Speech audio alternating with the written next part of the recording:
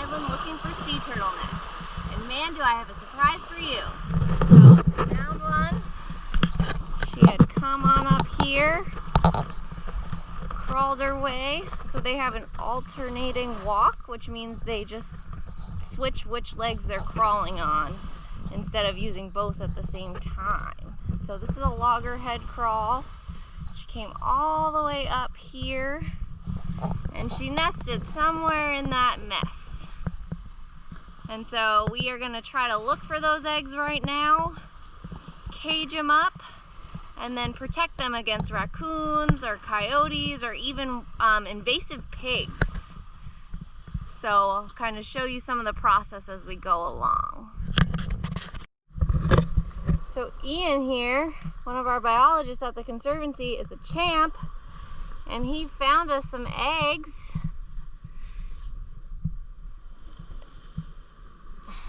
They're in there somewhere.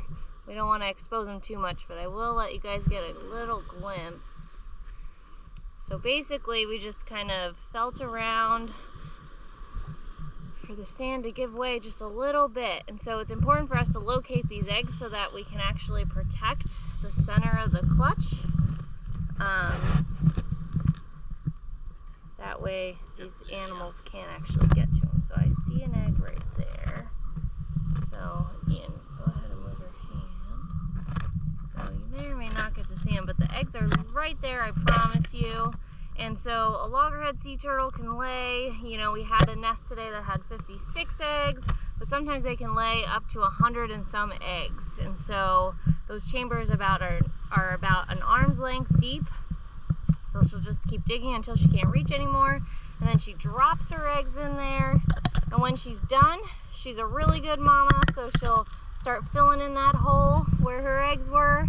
And then she'll start flinging sand everywhere to hide it up, and she'll actually throw her body down on top of it to help pack it in.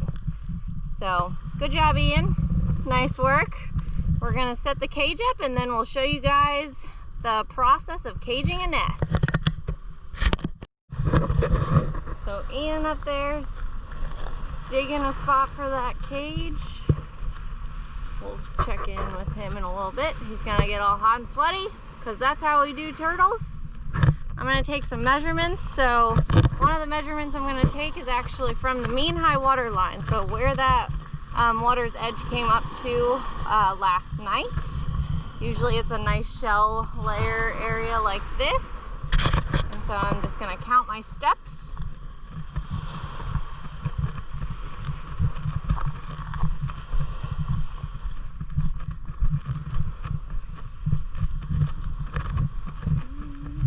It's right against the vegetation, but not quite. So I'm going to get a measurement from the nest to the vegetation.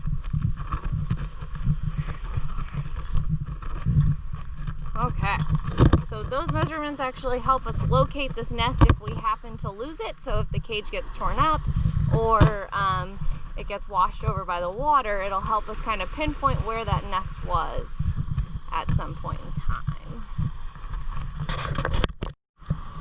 So we record data on all the nests and false crawls that we find. So this is what our data sheets look like. So we're going to record who's seeing it, GPS points. We're also going to record how far it is from the water line and from the vegetation. And we even draw a fun little diagram.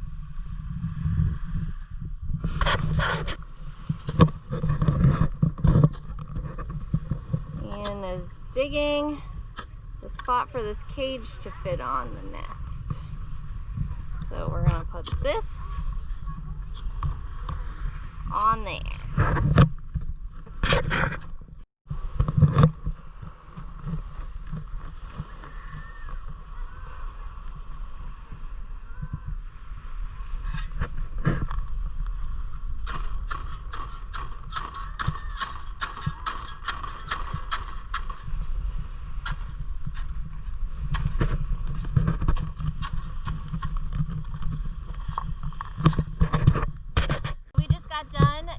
This sea turtle nest behind me. Loggerhead sea turtles are one of 7 species of sea turtles throughout the world, and all species of sea turtles are either threatened or endangered. The loggerhead is a threatened species, and so it's really important to protect these eggs so that they don't get eaten by animals, and that the sea turtles can flourish here in Southwest Florida. So thanks, Ian, for your help. Here's the beautiful nest.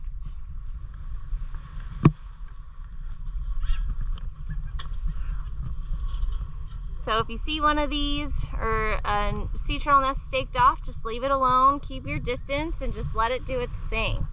They've been around for millions of years, and so they know what they're doing, so we just need to let them go and let them hatch at their own rate. Hello, this is Ian with the Conservancy of Southwest Florida. We're out here on Keewaydin Island in Rookery Bay. We are monitoring the sea turtles, the loggerhead sea turtles that come to nest here. And one of the things that we have to look for while we're patrolling the beach is what's called a false crawl. So that's when a mother turtle comes up, decides that this isn't the best place for her to put her eggs, and then goes right back into the ocean. So you can see here where the turtle started coming up.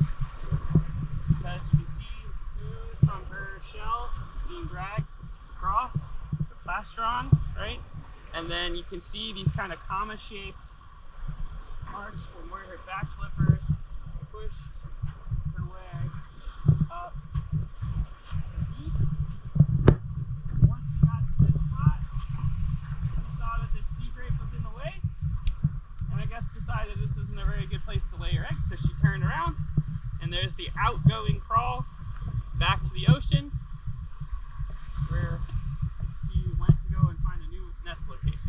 This happens quite a bit. It can be caused by a number of things, whether that means an obstruction from the environment, like the scarp, which is where the sand is too high for them to climb up, or the vegetation, or it can be caused by predators. Sometimes it can be caused by human activity, so where people have dug a pit or built a sandcastle, it's not an ideal place for a sea turtle to put her eggs, so she'll turn around and go back. So just remember that everything we do out here definitely impacts everything else in the environment. Hey Ian, how's it going? Oh, great. Ian just dug this cage to protect this sea turtle nest, so we're just checking in. How you feeling? Hot. It's about 10:30, right? Feels like it's midday. Yeah. Yeah? A little sweaty? A little sweaty. But the turtles are saved. Yes, this is true. Woo! We found their eggs. So.